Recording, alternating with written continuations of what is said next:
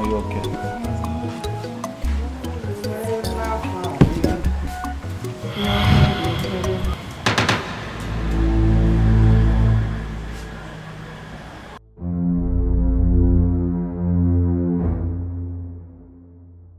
Good. Are you okay? Are you very, very okay? Are you okay? Okay. Ndewono. Yeah, welcome. Welcome. Come better. Yeah. Welcome, sir. Hey, yeah. No. Ona kwolo wanda. Akwụsịgo m ụgwọ ya niile. Lesson nwezi ọzọ ya request. Daalụ. Nwa m nwaanyị ka ma na mama ya kwan. Oh, my baby. I'm mama so baby. Go him juga say mama ya kwan o adago nwaanyị ka okita ka wo. This is my baby. Oh, one eje nwa ahụrụ. Chireko biko. Eweliwe. Baby ki mi no baby ke. My baby, my everything. Hey! Hey! Ishene kashi. Amadu money o mani ishene kashi.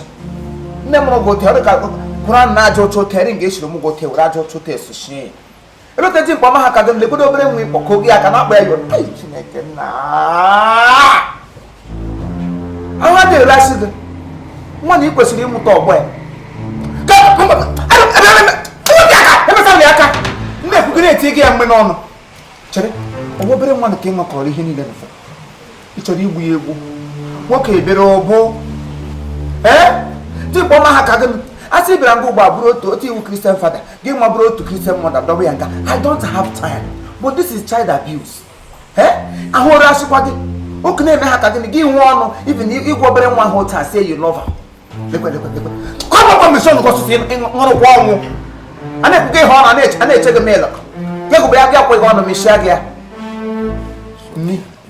me is okay ngwa kuge nga ho siso kosinga singa kilo siso who stand up from that ngwa lele ni anu odogu lele ni anu no asa odogu na pepe ke go odogu na eshushi wo odogu baroka because you go ma ka go look at what you want to do to yourself because no bere nwa okay get respect nwa no get respect you now. What is Sheba? She got one. I didn't mention a short pie. She never bought this place. Is not for people like you. Hey, cha, Ogo. Na botozo. Esi nga ha ho nga maka Chineke nwere bottle jawa o nishi. Kele Chineke na madam ma no ngata. Ho na madam no ngata maka Chineke ihe ọ na-eme gị na like ya. I na so mehen so here. See, I went on a go tomorrow. One address to me will give back when I was shaving no poor. You might feel my address, I'm going to complain to madam.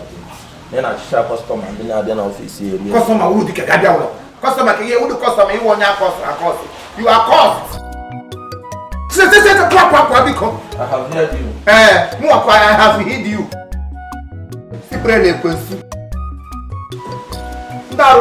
Imagine. I'm not just a customer. Customer, I don't know who get that. This place. Hey!